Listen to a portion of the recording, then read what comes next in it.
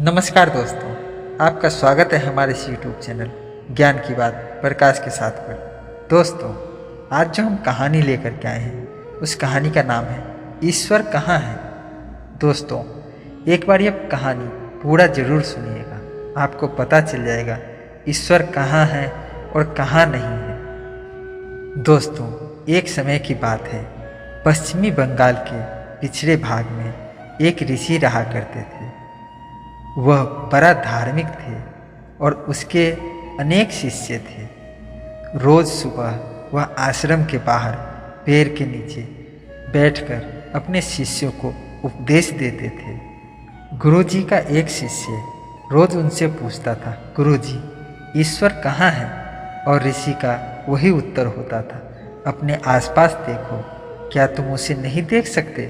परंतु मदन समझ नहीं पाता था। आखिर एक दिन मदन बोला, गुरुजी आप मुझसे हमेशा कहते आए हैं कि ईश्वर को हर तरफ देखो।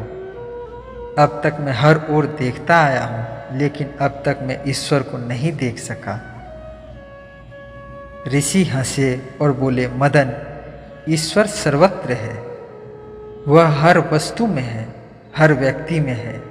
भगवान तुम में है और मुझ में भी, वह प्राणी में है और फूलों में भी।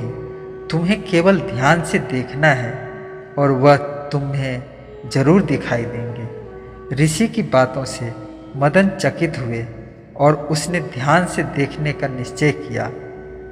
उसी शाम वह वापस घर लौट रहा था। वह ऋषि की बातों पर विचार करने लगा। वह सोच रहा था, क्या ईश्वर सब वस्तु में है? वह मुझ में है, यह कैसे संभव है? अचानक उसके पीछे कुछ शोर सुनाई दिया।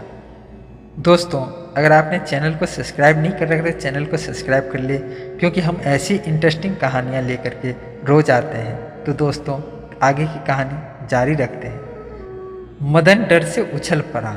वह पीछे मुड़ा और उसने देखा कि एक पागल हाथी उसकी ओर दौड़ता हुआ आ रहा है। उसने मदन को देखा और हमला करने के लिए आगे बढ़ा। महावत चिल्लाया, रास्ते से हट जाओ, यह हाथी पागल हो गया है। भगवान तो हर कहीं रहते हैं, इसका मतलब है वह हाथी में भी रहते हैं। भगवान मुझ में भी रहते हैं, तो वह मुझे चोट नहीं पहुंचाएंगे, इसीलिए हाथी मुझे घायल नहीं करेगा। ऐसा सोचते हुए मदन रास्ते के बीच डटा रहा। पल भर में हाथी उसके पास पहुंच गया। उसने उसे उठाकर हवा में उछाल दिया। सौभाग्य से मदन भूसे के ढेर पर जा गिरा और उसे केवल कुछ खरोंचे ही आई। हाथी ने उस पर हमला क्यों किया, यह बात वह समझ नहीं पाया और बड़ी उलझन में पड़ गया। अगले दिन मदन रोज के जैसा ऋषि से मिलने चल पड़ा। उसने उन्हें सारी बातें बताई और आगे कहा, गुरुजी आपने मुझसे कहा था कि ईश्वर सब वस्तुओं में है, फिर हाथी ने मुझ पर हमला क्यों किया? ऋषि मुस्कुराए और बोले, मदन उस हाथी में ईश्वर है, तुम यही सोच रहे थे, परंतु तुम भूल गए कि महावत में भी ईश्वर था, जो तुम्हें रास्ते से हटने को कह रहा था।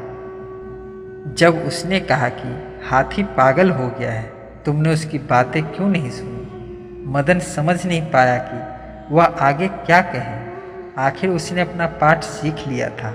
उसे मालूम हो गया कि ईश्वर हर वस्तु में विद्यमान है और सब भगवान की इच्छा से ही होता है।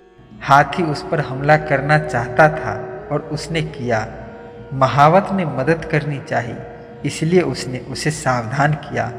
बदले में वह राह में खड़ा रहना चाहता था और सावधान करने पर भी वह खड़ा रहा और उसे चोट लगी।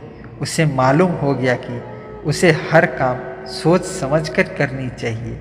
तो दोस्तों, ये छोटी सी कहानी आपको कैसी लगी हमें कमेंट बॉक्स में ज़रूर लिखें। और दोस्तों, अगर आपने चैनल को अभी तक सब्सक्राइब नहीं किया है तो सब्सक्राइब कर ले दोस्तों, और एक लाइक ज़रूर कर दें। तो दोस्तों, फिर मिलते हैं अगली कहानी में। तब तक के लिए जय श्री राम, राधे राधे दोस्तों।